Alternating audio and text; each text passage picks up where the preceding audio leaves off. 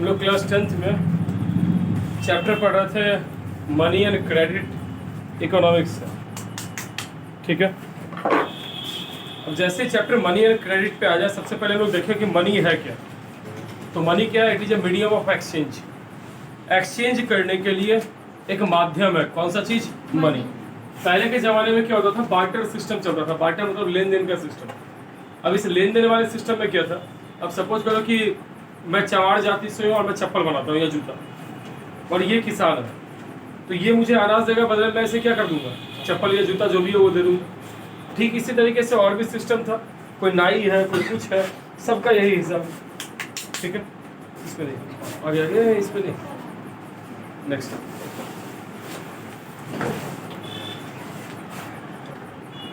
ठीक, तो पहले के टाइम में कौन सा सिस्टम चलता था? Barter system. बार्टर मतलब लेन देन वाला सिस्टम, जिसके पास जो प्रोडक्ट है वो दूसरे से एक्सचेंज करेगा, ठीक। लेकिन अब है क्या? ये किसान है और मेरे पास क्या चीज था? जूता चप्पल था। एक बार इसने मेरा जूता चप्पल खरीद लिया, पूरे परिवार 5 लोगों के लिए खरीद लिया। अब मुझे और अनाज चाहिए, तो और जूता चप्पल लेगा क्या? अब हम जूता लेके ऐसे घूमना पड़ेगा, कोई मेरा जूता ले लो, बदले में अनाज दे दो। ये सामने में क्या चीज? नाई जाति का था, ये बाल काट सकता था, ये नहीं दे सकता था। कोई दूसरा कोई और जाति का था। अब ऐसे में दिक्कत होने लगा, एक्सचेंज होने ही नहीं लगा। पहले एक गांव में हर जाति के लोग थे, सब लोग आपस में एक्सचेंज कर लेता था। लेकिन अगर किसी और को और सामान की जरूरत पड़े तो सेम सामान उसको मिल नहीं पाता था। जैसे हमको अनाज चाहिए था, अब मेरा ये जूता चप्पल, ये अनाज देने से मना कर दिया, जूता चप्पल लेने से मना कर दिया। अब ऐसे में प्रॉब्लम होने लगा। क्या करें ऐसा कि लेन देन बड़े अच्छे से चले? इसी सिस्टम को दूर करने के लिए, जल्दी उतना देर वेट नहीं है, वीडियो आगे। इसी सिस्टम को दूर करने के लिए हमारे यहाँ एक नया चला, जिसको हम लोग क्या बोलते हैं? बार्टर सिस्टम को हटा के मनी चला। सबसे पहली बार मनी का यूज किया था नंदा डायनेस्टी ने। नंदा डायनेस्टी सुने हो? महापद्म नंद या घनानंद, ये सब उस टाइम यूज हुआ, और तब से मनी का यूज होना स्टार्ट हुआ। तो मनी क्या चीज है? हमें मेन टॉपिक पढ़ना पहला मनी। मनी क्या चीज है?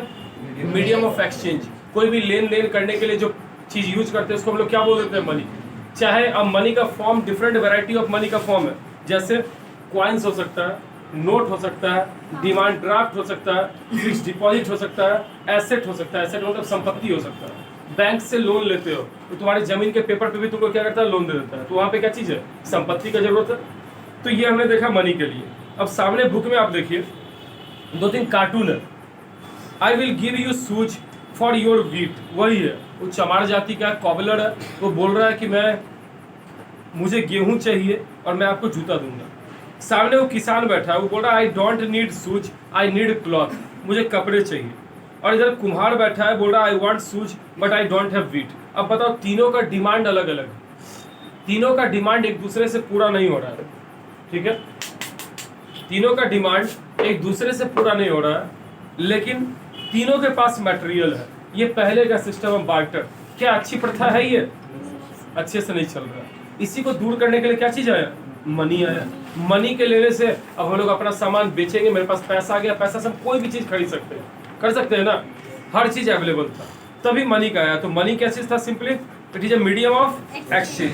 अब लेट्स वर्क दिस आउट। बीच में यही था बाबू, वही सब बताया हुआ जो मैंने आपको बोला कि पहले कुछ जरूरत था, अब कुछ और है। ये सारी चीजें पहुंच गए हम लोग लेट्स वर्क दिस आउट पे। How does the use of money make it easier to exchange thing? पहले बार्टर सिस्टम में क्या था? इजी था एक्सचेंज करना? नहीं इजी था। मे बी मेरा डिमांड कुछ और कोई देने के लिए सामने वाला कुछ और तैयार हो, तो ये गुड मेथड नहीं था। अब मनी लेने से क्या हुआ कि आप अपने प्रोडक्ट को मनी के रेट पे, मतलब मनी एक्सचेंज पे बेच लेते हो, और उस मनी से आप मार्केट के कोई भी प्रोडक्ट को खरीद सकते हो।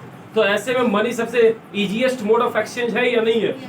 लेन देन वाला सिस्टम अच्छा था या मनी अच्छा है? मनी अच्छा।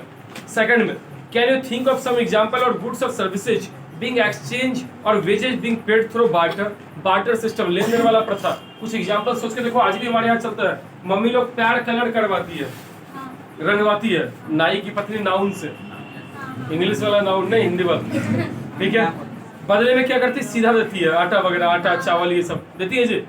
ब्राह्मणों को हम लोग पूजा करवाने के बदले कुछ पैसा और कुछ बार्टर दे देते हैं, अनाज दे देते हैं, ये सब देते हैं। करते हैं ऐसा कि नहीं? तो सॉरी, इधर इधर चल लो, हल्का सा बैठ जाओ, ठीक, बैठो बैठो, थोड़ी देर बाद आते हैं। अब नेक्स्ट में मॉडर्न फॉर्म्स ऑफ मनी। आजकल के जमाने में मनी का कौन कौन सा फॉर्म है? तो सबसे पहला देखिए, स्टार्टिंग में मनी इंडस वैली सिविलाइजेशन में यूज किया जा रहा था मनी, क्योंकि इंडस वैली सिविलाइजेशन, ध्यान दीजिएगा, हमारे इंडिया में इंडस वैली सिविलाइजेशन 3 चीजों के लिए फेमस था। पहला शहरी प्रथा, मॉडर्न टाउन था इंडस वैली सिविलाइजेशन में, शहरी प्रथा के लिए। दूसरा, पहली बार मनी का थोड़ा बहुत एक्सचेंज व्यापारियों ने यही किया।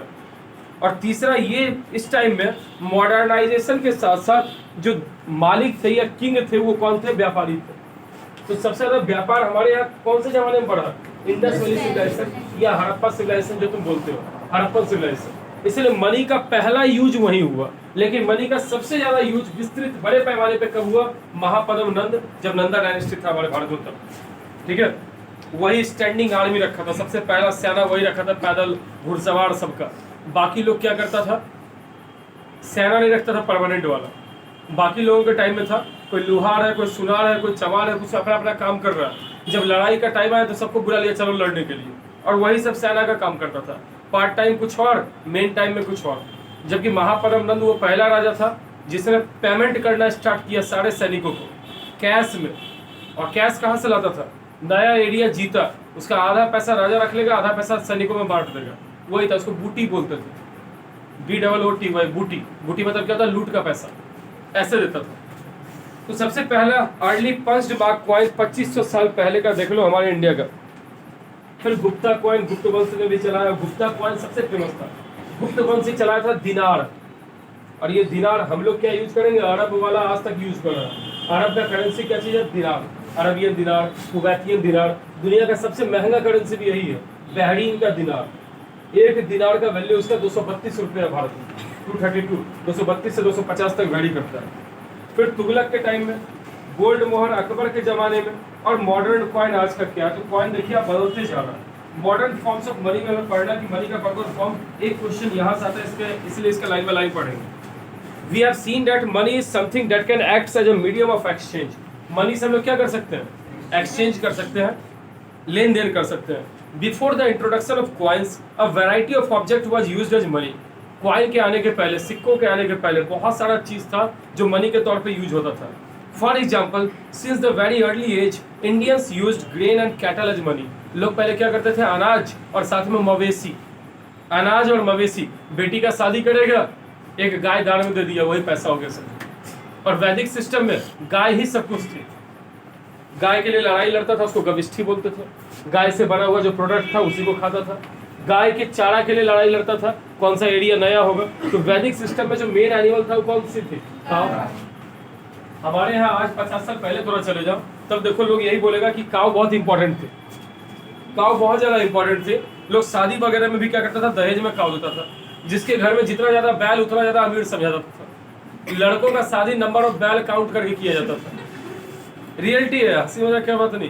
कितने लोग जानते हैं कि ऐसा सच था? या घर वाले कभी कभी सुनाते हैं, हम भी ये चीज देखो कुछ ही सुना, लेकिन है ना जी। क्योंकि बैल को खिलाने का क्षमता सब में नहीं था भाई।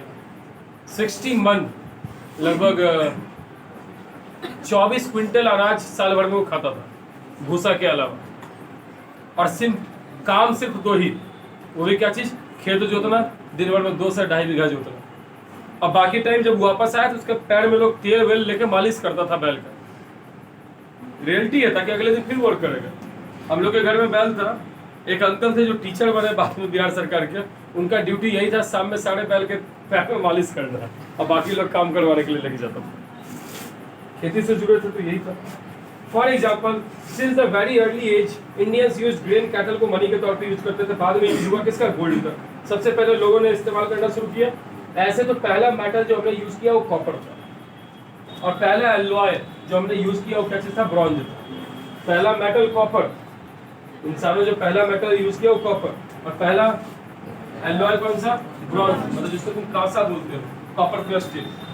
तो गोल्ड, सिल्वर, कॉपर कॉइन ये सब कंटिन्यू लास्ट सेंचुरी तक रहा, पिछले शताब्दी तक। आज भी कई देश जिसके पास कॉपर ज्यादा मात्रा में है वो अपने कॉइन को कॉपर पे ही पंच करता है, कॉपर ही भी पे पब्लिश करता है। जैसे एग्जांपल जाम्बिया, जाम्बिया अफ्रीका में एक देश है, मैं आपको फाड़ दिया है कैसे। जाम्बिया अफ्रीका का एक देश हुआ। दूसरा चिली, दुनिया का सबसे ज्यादा जो कॉपर है वो चिली के पास है। साउथ अमेरिका में एक देश पड़ता है चिली, बहुत लॉन्ग टाइप का पूरा है, ब्राजील चिली वहीं पे। वर्ल्ड का सबसे ज्यादा कॉपर उसी के पास है। तो उसका जितना कॉइन है सब किसका बना रहता है? कॉपर का। जाम्बिया का कॉइन कॉपर का, हमारा वाला नहीं मिलेगा क्योंकि अपने पास कॉपर का कमी है। ठीक,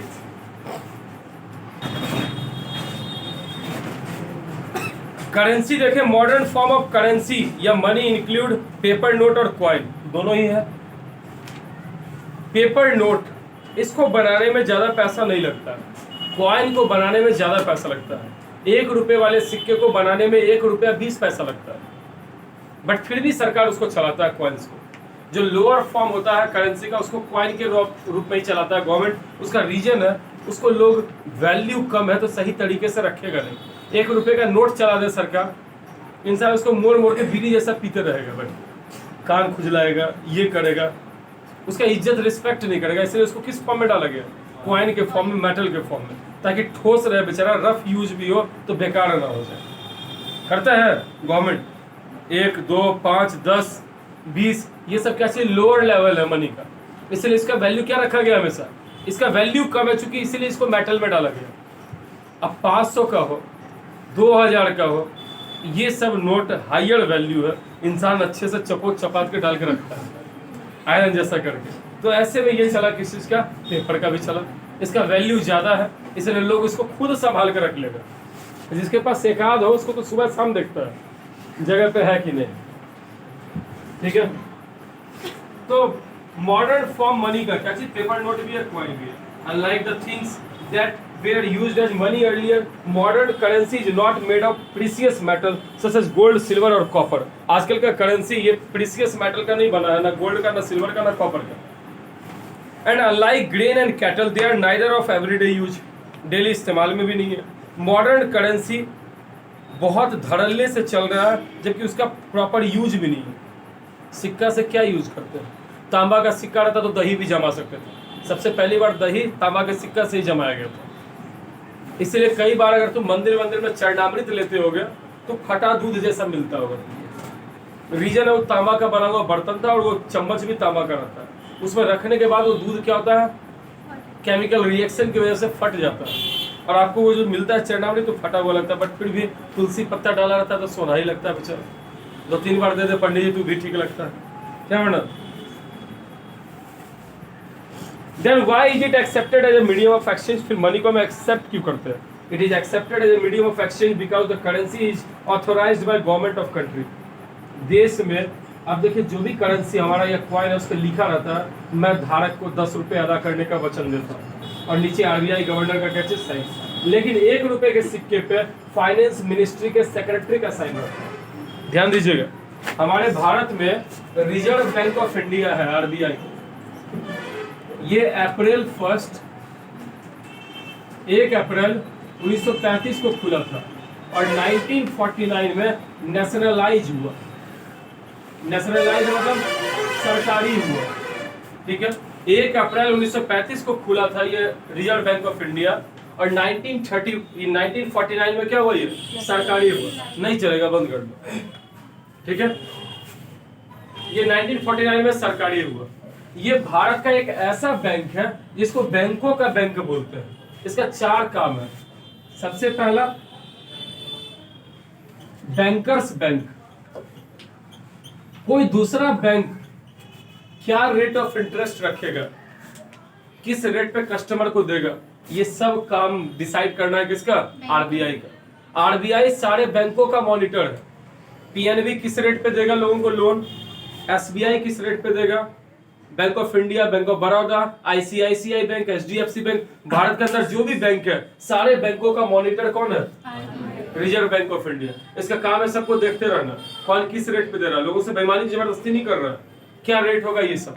ये बैंकर्स बैंक है। दूसरा, गवर्नमेंट का भी बैंक है, सरकारी बैंक है। तो पर्सनल आदमी खाता नहीं खोल सकता, अमीर से लेकर गरीब तक। इन्हें कि मोदी जी चाहेंगे प्राइम मिनिस्टर है तो आरबीआई में खाता खोल ले, नहीं खुलेगा। किसी एक आदमी का इसमें खाता नहीं खुलेगा आरबीआई में, ये सिर्फ और सिर्फ बैंक है उसका खाता खुलेगा, या सरकार इससे कर्ज लेता है, किससे? रिजर्व बैंक से। तीसरा इसका काम क्या चीज है? इन्फ्लेशन को, मंदी वगैरह का ध्यान रखना। अगर देश में मंदी हो गया तो ये रेट क्या करेगा? घटा देगा, और अगर अच्छा चल रहा माहौल तो रेट को क्या करेगा? बढ़ा देगा, ताकि देश सही से कंप्लीट चलते रहे। रिजर्व बैंक, हाँ बताते हो, ठीक है, ये इन्फ्लेशन का। नेक्स्ट 4th नंबर में इसका काम है करेंसी को मतलब बनाना। अब वो करेंसी 2 फॉर्म में हो सकता है, पेपर वाला भी हो सकता है या कॉइन भी हो सकता है। बस 1 रुपए का जो सिक्का है, ₹1 का जो कॉइन है, ये फाइनेंस मिनिस्ट्री अपने पास रखता है, भारत सरकार का मंत्रालय, और इस पे मोहर या सिक्का या फिर साइन होता है किसका? तो फाइनेंस मिनिस्ट्री के सेक्रेटरी का, जो सचिव होता है, मतलब आईएएस, जो भी आईएएस होंगे उन्हीं का। 1 रुपए का सिक्का ही भारत सरकार क्यों रखा, बाकी सिक्का क्यों नहीं रखा या बाकी नोट क्यों नहीं रखा? क्योंकि 1 रुपए का सिक्का क्या चाहिए? बुनियादी सबसे कम जो वैल्यू का पैसा भारत में वो कौन है? अभी एट प्रेजेंट में 1 रुपए। स्टार्टिंग मनी ही अगर देश के सरकार के पास होगा तो रिजर्व बैंक बाकी पे मनमानी नहीं चला सकता, क्योंकि काउंटिंग कहाँ से शुरू होगा? 1 से होगा। तो जब पहला रुपया भारत सरकार छाप रहा, बाकी का काम किसी और को दे दिया। हम ही लोग घर बनाते हैं, घर तो हमारा ही रहता है ना, ठेकेदारी कोई और लेता है, टाइल्स लगाने का, इलेक्ट्रिसिटी लगाने का, वैसे ये सारा काम है। 1 रुपए का सिक्का भारत सरकार अपने पास रखा कि हम बनाएंगे, बाकी किसी को दे दिया ठेका पे तुम बनाओ, वही समझो ठेकेदार है कौन? लेकिन इसके पास एक ऑप्शन है, इन नॉर्मल लोगों का, जनता का अकाउंट नहीं खोल सकता। अच्छा देखो, अब 2 तरह का रेट होता है बाबू, 2 तरह का इंटरेस्ट रेट है, एक रेपो रेट और एक reverse repo rate. Repo rate और reverse repo rate. Repo rate वो रेट है जिसपे आरबीआई किसी भी बैंक को कर्ज देता है। आरबीआई बैंक को जिस रेट पे कर्ज देता है उसको क्या बोलते हैं? Repo rate. और रिवर्स रेपो रेट वो रेट है जब बैंक से कर्ज लेता है आरबीआई। तुम बोलोगे सर कैसा बात आप बता रहे, जरा समझना। अब सपोज करो ये अमरनाथ क्या है? Bank of India. ये नचिकेता इधर भारत सरकार है, यहाँ रितेश आरबीआई। अब इसके पास पैसा था पहले 1 लाख करोड़ रुपया था, बीच में से उधर युवराज है, वो एचडीएफसी बैंक है, ठीक है। अब एचडीएफसी बैंक बोला कि सर हमको कुछ लोन बांटने के लिए पैसा चाहिए कर्ज पे, आप हमको इंटरेस्ट पे दे दीजिए। तो आरबीआई क्या कर दिया? एचडीएफसी बैंक को दिया 50,000 करोड़ रुपया दे दिया। अब 50,000 करोड़ रुपया बचा। अब सडनली क्या हुआ? ये आया, ये कौन सा बैंक था? Bank of India. ये आया, इसके पास जमा करने के मेरे पास ज्यादा पैसा हो गया है, अभी आप रख लीजिए, ठीक है। या इसके पास ज्यादा पैसा था, ये अपने पास रखे हुए था, ये भारत सरकार था। ये सडनली बोला कोरोना में हमको गरीबों को बांटना है पैसा, तो हमको 1 लाख करोड़ रुपया चाहिए। इसके पास बचा हुआ कितना था? 50,000 करोड़ ही। अभी वो जस्ट लोन लिया था, उससे मांग नहीं सकता वापस। तो ये बाकी बैंकों को मैसेज भेजेगा कि भारतीय सरकार मेरे से पैसा मांग रहा है 1-2 दिन के अंदर, आपके पास इतना मनी है क्या? अगर इसके पास एक्स्ट्रा था तो ये क्या करेगा? ठीक है आप ले लीजिए। अब इससे ये कर्ज ले रहा है आरबीआई, तो इसको भी इंटरेस्ट भरना पड़ेगा। इससे लेगा भारत सरकार, तो भारत सरकार को भी क्या करना पड़ेगा? इंटरेस्ट भरना पड़ेगा। इसने दिया था एचडीएफसी बैंक को, उससे भी ये क्या करेगा? इंटरेस्ट लेगा। लेकिन एक नियम है, अगर आरबीआई किसी बैंक को कर्ज देता है, सपोज उसको दिया किसी बैंक को, ये 5.5% पे दे रहा है, मतलब साल भर में 5.5 रुपया लेगा। 100 रुपया दिया किसी बैंक को, तो अगले साल 105 रुपया 50 पैसा उससे लेगा, नहीं समझिए। तो रिवर्स रेपो रेट इससे 1 रुपया कम होता है। आरबीआई तुमसे लेगा 5.5 रुपया, लेकिन तुमसे जो कर्ज लेगा वो कितने पे लेगा? 4.5 रुपया। 1 रुपया हमेशा 1% कम होता है रेपो रेट से। कौन सा रेट? Reverse repo rate. खुद देता है ज्यादा प्रॉफिट और लेता है क्या चीज? कम प्रॉफिट। नहीं समझ आया? एक बार फिर से समझने का पूरा ट्राई कीजिएगा आरबीआई का। पहला आरबीआई को देखेंगे, रिजर्व बैंक ऑफ इंडिया। ये भारत सरकार का ऐसा बैंक है जो सिर्फ भारत सरकार का है, ना कि इसमें पर्सनल कोई पर्सन अकाउंट खोल सकता है। तुम, हम, प्रेसिडेंट, वाइस प्रेसिडेंट, कोई अकाउंट इसमें नहीं खोल सकते। बना कब था? 1 अप्रैल 1935 को। नेशनलाइज मतलब सरकारी कब हुआ? 1949 में। उसके पहले प्राइवेट था, उसके पहले तो ब्रिटिशर्स भी था, तो प्राइवेट था। हेडक्वार्टर है मुंबई में। इसका 4 काम है। पहला बैंकर्स बैंक, सारे बैंकों का हेड कौन है? आरबीआई। यही डिसाइड करता है आप कितना रेट ऑफ इंटरेस्ट पे कर्ज दीजिएगा या लीजिएगा, आप क्या करेंगे यही। और यही अलाउ परमिशन भी देता है नया नया बैंकों की, आप अब नए बैंक हो गए। जैसे बंधन बैंक नया हाल फिलहाल में खुला है, बंधन बैंक, उसके पहले था यस बैंक, ठीक है, अभी कोटक महिंद्रा बैंक, इन सबको बैंक बनने का परमिशन कौन दिया? आरबीआई, ठीक है। अब तो कुछ दिन में शायद श्रीराम फाइनेंस ये आरबीआई से भी ऑथोराइज्ड नहीं है, ये बस फाइनेंसिंग का काम करता है, लेकिन ये भी बैंक बनने के लिए सोच रहा है, तो इसको भी परमिशन कौन देगा? तो आरबीआई का काम है बैंकों को अलाउ करना कि तुम अब बैंक के तौर पे काम कर सकते हो, और उसका रेट ऑफ इंटरेस्ट और ये फिक्स कर देता है कि तुम 7 से लेकर 9% इंटरेस्ट रख सकते हो, इससे ज्यादा नहीं लोगे। अगर ये फिक्स नहीं करेगा तो बैंक मनमौजी करेगा, अमीर आदमी से कम लेगा, गरीब को जाके पिट पाट के ले लेगा उसको, तुमसे 30% लेंगे, अमीर को 5% पे दे देगा। दिक्कत है कि एक रेट सबके लिए रहेगा, जो रेट फैसला करेगा उस सबके लिए एक जैसा रेट रहेगा। ये आरबीआई का मॉनिटरिंग है। तो एक तरह से क्या है, सारे बैंकों का मॉनिटर है कि नहीं है? सारे बैंक को यही डिसाइड करता है। दूसरा सरकार का बैंक है, इसमें सरकार का खाता खुला है, केंद्र सरकार का, राज्य सरकार का, इन सब का खाता खुला हुआ है।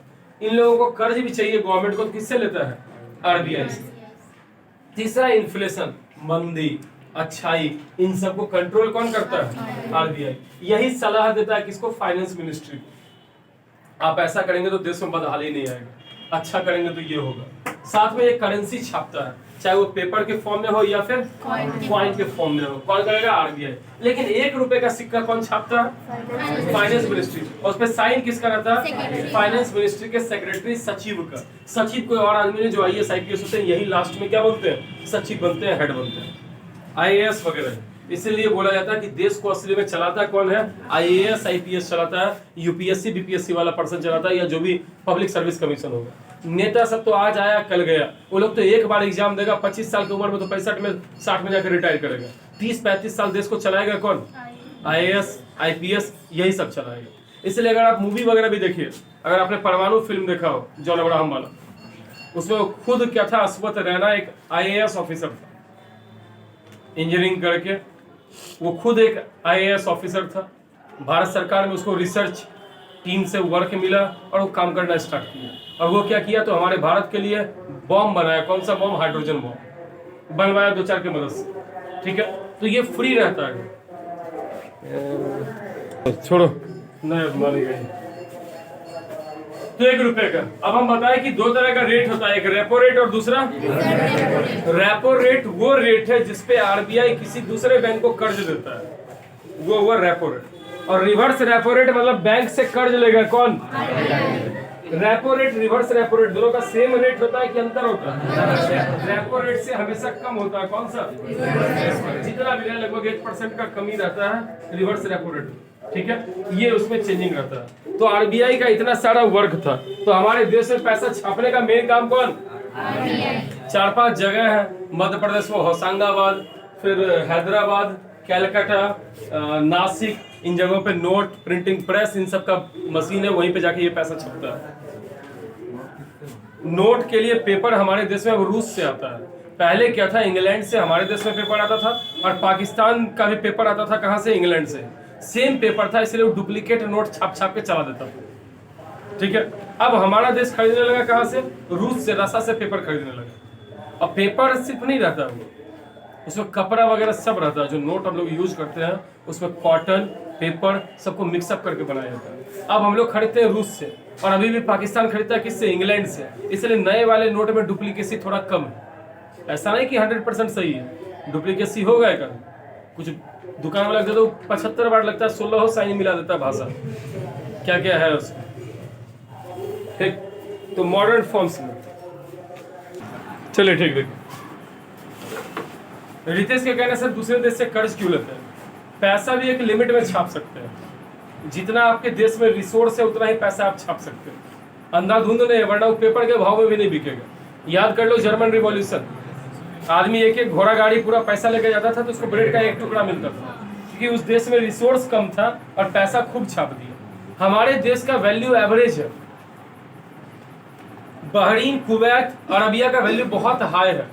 रीजन दुनिया में अभी सबसे ज्यादा डिमांड है पेट्रोलियम का, और पेट्रोलियम उसी सब देश के पास है। तुम्हारे देश के रिसोर्स का ज़्यादा भाव होगा तो तुम्हारा वैल्यू अपने आप क्या हो जाएगा, हाई हो जाएगा। आज़ादी के बाद $1 1 रुपया के बराबर था, क्योंकि उस समय अनाज का जरूरत था और अनाज हमारे पास भी था, अमेरिका के पास भी था। बाद के सालों में क्या हुआ, हथियार का डिमांड ज़्यादा हो गया अनाज से भी ज़्यादा, और अमेरिका के पास हथियार था, हमारे पास हथियार, हमारे पास बस अनाज था। नतीजा हम लोग का वैल्यू गिरने लगा और अमेरिका का वैल्यू क्या होने लगा, अभी और ज़्यादा बढ़ गया, क्योंकि हमारे यहाँ क्या चीज़, अमेरिका के कंप्यूटर का जमाना आया, मोबाइल का आया, ये सब ज़्यादा पहले से किसके पास था, अमेरिका के पास था, वो बढ़ते चला गया। बहरीन का भी बहुत ज़्यादा, हमारे से भी कम वैल्यू इंडोनेशिया सबका, उसके पास ज़्यादा है नहीं, कहीं पे वॉल्केनो है, कहीं पे कुछ है, कहीं पे टापू है, कहीं पे मछली है, इन सब का कोई हाई रेट नहीं है। इसकी वजह से उसका वैल्यू हमसे भी ज़्यादा क्या चीज़ है, कम है। हमारे पास कच्चा लोहा, कच्चा कोयला, ये सब बहुत ज़्यादा है रॉ मटेरियल के तौर पर, इसलिए हमारा वैल्यू एवरेज है। कल के ज़माने में जो अगला 3rd वर्ल्ड वॉर होगा वो पानी के चक्कर में होगा, क्योंकि दुनिया में सबसे कमी भयंकर जो हो रहा है किस चीज़ का, और वो हमारे पास ठीक ठाक। तो फ्यूचर में ये रिसोर्स हमारे पास अपार है, तो ऐसे में हमारे पैसे का वैल्यू बढ़ेगा कि घटेगा, बढ़ेगा, फिर दूसरा कंट्री घटेगा, ऐसा है इसका, ठीक है। तो पैसा अपनी मर्जी से नहीं छाप सकते, एक लिमिट में छाप सकते हैं। इसके बाद क्या होता है, जो रिच कंट्री है वो भी जानबूझ के हम लोग को कर्ज देता है, अमीर देश रूस, जापान, ये सब हम लोग को कर्ज देता है जानबूझ के, ताकि बदले में भारत का गुडविल जाएगा। हम लोग दुनिया के सबसे बड़े बाजार हैं, हमने जिसको अपनाया उसको ऊपर बढ़ा दिया और जिसको हमने त्यागा वो नीचे गिर गया। ये रियलिटी है। वर्ल्ड का सबसे बड़ा मार्केट हम लोग इंडिया में। आदमी इन सामान खरीदेगा, गाय भैंस खरीदती है भूसा, आदमी खरीदेगा। सबसे ज़्यादा चाइना के पास है, सेकंड में इंडिया के पास। चाइना वाला लिमिटेड फूड खा रहा है और हमारे इंडिया में वैरायटी ऑफ फूड है, वैरायटी ऑफ क्लॉथ्स है, पढ़ने लिखने के लिए भी वही हिसाब है। और हम लोग क्या है, चाइना डेवलप्ड है, पहले से आता है डेवलपिंग में, लेकिन फिर भी वो अपना सामान खुद बना लेता है और हम लोग दूसरे पे निर्भर है। तो पूरे दुनिया का सबसे बड़ा बाजार कौन, हम लोग। अगर हमें कोई कर्ज दिया तो हमारे देश का गुडविल उसके साथ है। जापान का सामान यूज करना चाहिए, मोदी जी एक बार बोलेंगे, अगला दिन करोड़ों का सामान जापान का खरीदा जाएगा। खुद सोच के तुम देखो, एक बार बोले कि घर से बाहर नहीं निकलिए, थाली बजाइए, तो यहाँ पीट पाट के थाली सब छपटा कर दिया, ठीक है। खुद सोच के देखो, घर से नहीं निकलिए तो बहुत हद तक आदमी इस सब चीज़ को कंट्रोल किया, इसलिए आज कोरोना के बाद भी हम लोग घूम रहे हैं। तो अपने इंडिया में हम लोग इतने बड़े हब पहले से है कि लोगों को हमारे हिसाब से बनाना पड़ता है। BMW 20 लाख का कार बनाने लगा, 20 लाख का, उससे भी नीचे आने लगा BMW का कार। रीजन, भारतीय बाजार सबको पकड़ना है। अब तुम खुद अच्छे से सोच के देखो, मारुति सुजुकी का एक कार 6 लाख रुपया का है, 3 लाख रुपया उसका सारा टैक्स वैक्स सब चीज़ है, और 3 लाख कमाई है या 2 लाख की कमाई है। मारुति सुजुकी हर साल भारत में 1.5 से 2 लाख कार बेच लेता है मिनिमम, 3 महीना में 1.5-2 लाख बेच लेता है। 2 लाख कार बेचा गुना 2 लाख, बहुत ज़्यादा वैल्यू। और BMW अपने कार का दाम 1 करोड़ रखे, पूरे भारत में मिला के 2000-2500 कार बिकेगा। ज़्यादा कौन प्रॉफिट कमाएगा, मारुति सुजुकी की BMW। इसलिए सब बाइक वाला, सब कार वाला कंपनी भारतीय बाजार में लाने के लिए चीज़ों को क्या कर दिया, सस्ता कर दिया, ताकि पकड़े जल्दी से जल्दी भारतीय बाजार पकड़े। जो टेस्ला कंपनी है एलन मस्क का, वो भी अपने सारे कार का दाम धीरे धीरे घटाते जा रहा है, क्योंकि उसको टक्कर देने के लिए हमारे भारत का ओला तैयार है। ओला उबेर ये सब अपने यहाँ क्या करता है, वो देता है, टैक्सी प्रोवाइड करता है। लेकिन ओला क्या किया, भारतीय बाजार में जितना भी सेकंड हैंड कार था सबको खरीदना स्टार्ट कर दिया, और इस सेकंड हैंड कार को मॉडिफाई करके इलेक्ट्रिक इंजन लगा के बेचने लगा। 3-3-3.5 लाख रुपया में इसका 1-2 साल के अंदर कार अवेलेबल हो जाएगा ओला का। और टेस्ला का जो कार है वो कम से कम 25 लाख रुपया का था। तो ऐसे में भारतीय बाजार कौन कब्जा करेगा पहले, नतीजा हम लोग तो सबसे बड़े हैं। जब सबसे बड़े तो टेस्ला कम कमाएगा। इसी चक्कर में वो भी बोल रखा है एलन मस्क की, इंडियन मार्केट के हिसाब से क्या कीजिए, कार को उतारिए, सस्ता करके ऊपर, ताकि ज़्यादा आपको भी मिलेगा। एगो नहीं, अब अभी वो बाद में है, आगे है प्रो। अब currencies, in India the reserve bank of India issues currency note on behalf of central government. आपको बताए थे मालिक सेंट्रल गवर्नमेंट ही है, लेकिन उसके बदले छापता कौन है, RBI। कैसे बताए थे? घर आपका है लेकिन ठेकेदार इसको क्या करता है? बनाता है, तैयार करता है। ठीक उसी तरीके से समझो ठेकेदारी मिला हुआ किसको? आरबीआई को, reserve bank of India. As per Indian law no other individual और ऑर्गेनाइजेशन कैन इशू करेंसी। अब ऐसा नहीं कि अपने घर में तुम छाप के पुनीत और पुलकित तैयार है, हमारा सिक्का चलेगा। ठीक है, मोहम्मद बिन तुगलक जो पगला राजा था उसके जमाने में यही हुआ था। उसके जमाने में क्या किया था? कॉपर का सिक्का चला दिया था, सोना और चांदी छोड़ के। लोग अपने घर में मुहर मार मार के भेजना शुरू कर दे। मार्केट पूरा ध्वस्त हो गया तो लोग लेन देन लेने से मना कर दिया था, सब डुप्लीकेट सिक्का चल गया था इतना भी। ठीक है, तो इंडिया में सिर्फ अलाउड है किसको? आरबीआई को। Moreover, the law legalizes the use of rupee as a medium of payment that can't be refused in settling transaction in India. और भारत में ये सब जो लखी से लोगों छोटा दुकान वाला जिसको तुम सिक्का देते हो तो नोटंकी करता है, 1 रुपया नहीं लेके चलता है। जब भारत सरकार चलाता है तो तुम उसको रोक नहीं सकते। उससे एक पेपर पे ले लो या वीडियो बना लो, आप कहिए कि 1 रुपया नहीं चलता है, बस इतना सा। उसके बाद वो जो छोटा दुकान था वो और छोटा हो जाएगा। ठीक है, रियलिटी है। जब भारत सरकार चला रहा है और भारत सरकार अलाउ किए हुए आरबीआई को छापने के लिए 1 रुपए का सिक्का छाप रहा है, सरकार नहीं बोलाता कि 1 रुपए का सिक्का ध्वस्त हो चुका है, तो तुम कौन सा अपने आरबीआई घर में खोल रखा है कि चलेगा कि नहीं चलेगा? सुनते हो ना, बैंक लेगा, अच्छे से लेता है बैंक। बैंक में तो लोग हम देखते हैं कितना उस बाजार में बैंक ऑफ बड़ौदा जाते हैं, उस बाजार में सब बिजनेसमैन वाले ही है। सिक्का को एकदम पूरा पैकेट में बंद किया, 100 का है सर, 100 का है, 100 वो है सिक्का, 100 को सिक्का देता है वहाँ पे। फटा चिटा कैसा भी नोट सब बैंक ले लेता है, लेकिन यहाँ फरमाइश वाला सब, और सबसे ज्यादा नोट फाड़ता है गुपचुप वाला सब। गीला हाथ छूता है, आधा आधा हल्का फट गया, बाद में कोई नहीं लेने लगता उसको। नोट रिन्यू का कुछ नहीं, उस पेपर को फिर गलाता है, वैल्यू चेंज कर दो उसको। बैंक से आरबीआई को जाता है। हाँ, बैंक से सब आरबीआई के पास जाएगा जिसका धीरे धीरे खराब होने लगता है currency. No individual in India can legally refuse a payment made in rupees. अगर रुपया में किसी को पेमेंट करते हैं तो वो मना नहीं कर सकता लेने से। ठीक है जी, पढ़े दी बोले कि सर आप ही तो मना किए, फटा नोट था। Hence, the rupee is widely accepted as medium of exchange. Bharat में तो छोड़ो, हमारा सिक्का नेपाल में भी चलता है।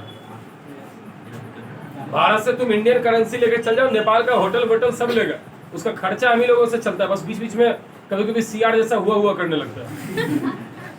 रियलिटी है, आधा जिंदगी तो उसका मोमोज बेच के जाता है अपने, मोमोज और चाउमीन वही बेचता है हमें। ऊपर से हम लोग ही घूमने जाते हैं पशुपतिनाथ या मंदिर या मस्जिद, तो उसका देश चल रहा है। या घूमने जा रहे हैं माउंट एवरेस्ट, वो लोग कौन सा दिन भर माउंट एवरेस्ट पर चढ़ा रहता है? अपने यहाँ का ही लोग सबसे ज्यादा जाता है, पॉपुलेशन हमारे यहाँ तो जाएगा कौन? और उसके बाद भी नौटंकी करता है कि रामचंद्र जी हमारे घर के। यहाँ अयोध्या में तो हम लोग ड्रामा कर रहे हो, मंदिर क्यों बना रहे हो तुम्हारे यहाँ से? तो ऊपर से कभी बोलता है 3 गांव मेरा था, भारत हड़प गया।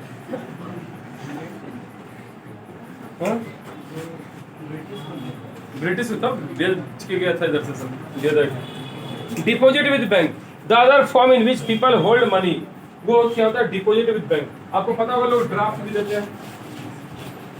आजकल तो एटीएम आ गया, पहले पैसा लेके संभालना मुश्किल था, चोर चुहार सब हर जगह घूमते रहता था, ले पैसा ये कर दे। तो लोग क्या काम करता था? ड्राफ्ट के फॉर्म में देता था। हम ही लोग 2010 में उतना एटीएम नहीं था फेमस, 1.5 लाख 2 लाख रुपया कॉलेज का फी भरना था, तो ड्राफ्ट बना के ले गया था। ड्राफ्ट क्या? एक पेपर जैसा, बस जिसके नेम पे अकाउंट का लिखा रहेगा उसी के अकाउंट में बस बन जाएगा, बीच में कोई दूसरा अपने अकाउंट में नहीं लगा सकते उसको। ठीक है, आगे दिखाएंगे चेक का ड्राफ्ट का, दोनों का बताते हैं। ड्राफ्ट क्या होता है? चेक तो चेकबुक से फाड़ के तुम देते हो, ड्राफ्ट बैंक में बनाया जाता है जाकर। ठीक है, देखो जब तुम अकाउंट खोलते हो और तुम अगर मैच्योर हो, तुमको 4 चीज देता है, एक पासबुक, इसके अलावा एटीएम, अगर तुम फरमाइश की हो मोबाइल बैंकिंग का या इंटरनेट बैंकिंग का तो इसका पासवर्ड आईडी भी देता है। इसके अलावा चौथा चीज आपको चेकबुक देता है। चेकबुक क्या है कि आप घर बैठे, आप बीमार हैं, आप अपने चेक पे साइन करके, आपका अकाउंट है जिसके नेम पे देना है उसका अकाउंट वगैरह लिख के आप उसको फाड़ के दे दिए। ये हुआ कौन सा बुक? चेकबुक।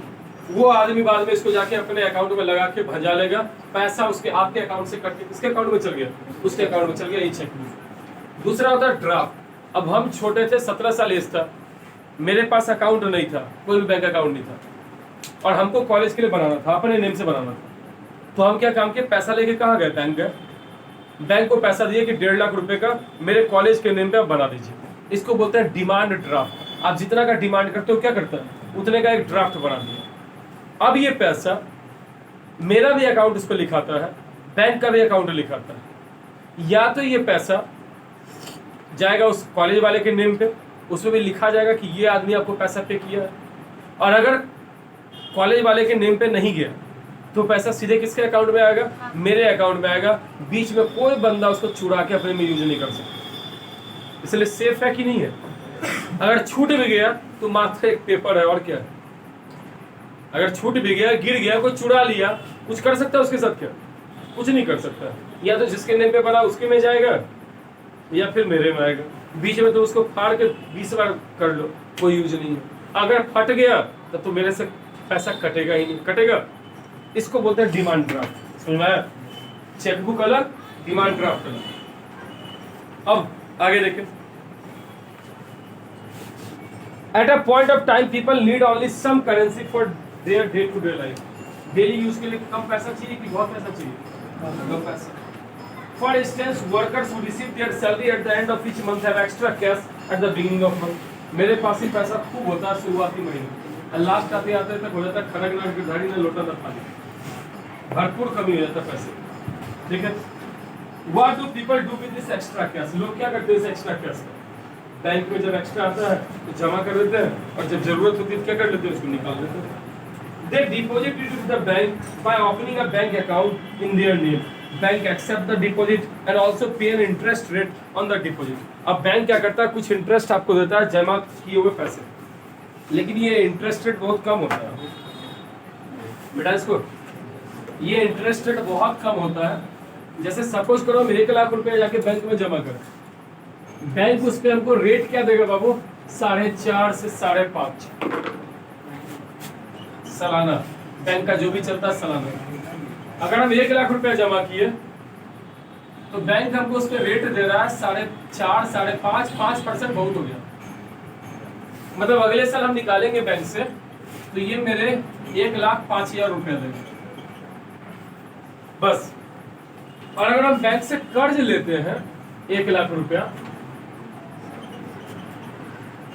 तो वो हमको कम से कम स्टूडेंट लोन को छोड़ दो और किसान लोन को छोड़ दो, तो बाकी सब पे वो 8.5 से, होम लोन 8.5 से शुरू होता है, 8.5 से लेकर 17.5% रुपया चार्ज करता है, इतना तक। अगले साल जमा करेंगे, अगर 14% में इंटरेस्ट लिया तो 1 लाख कितना जमा करना पड़ेगा, 14,000। अब थोड़ा सा और नहीं है, बैंक का कमाई कहाँ से वो देखो। एक तो कमाई इससे तुमको देता है कम रेट, तुम जमा करते हो पैसा, और ये जिसको देता है उससे क्या लेता है, हाई रेट।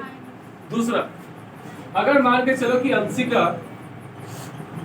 देखो सरकारी नौकरी वाला पकड़ेंगे किसी को, किसको पकड़े, युवराज जी, मम्मी पापा दोनों जॉब में, नए वाले टीचर में है, पुराने वाले नहीं पता, तो पुराने वाले टीचर, इसका मतलब पुराने वाले 60,000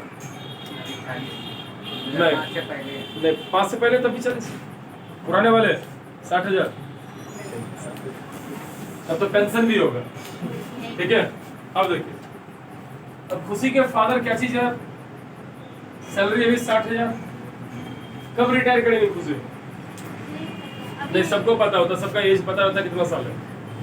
अभी तुम्हारा एज क्या, 5 साल बाद ना, अभी यंग ही होंगे ना जी, थोड़े एजेड है, एजेड है, तो चलो ठीक है, 5 साल में रिटायर करेंगे।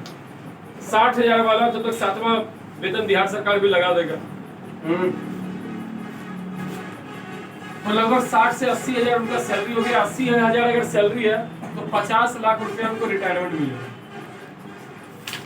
अगर पुराने टीचर है तो 50 लाख रुपया रिटायरमेंट। इसके बाद पेंशन। जी जी, पुराने वाले टीचर, केवी वगैरह का जो टीचर है, उन सब का जरा जाके देख लो सैलरी। विभूति सर के भाई केवी में टीचर है, पीटीआई फिजिकल टीचर, टीजीटी है, 1,09,000 रुपया सैलरी है। लगभग 94 से 95,000 रुपया आ जाता है उनके अकाउंट में। जिस साल रिटायर करेंगे, अभी उनका बहुत एज बचा हुआ है, 25 साल लगभग टीचिंग का जॉब है। जिस साल मेरे लगता है रिटायर करेंगे, उस समय तक करोड़ों में उनका सैलरी होगा, वो रिटायरमेंट होगा, 1 करोड़ कम से कम।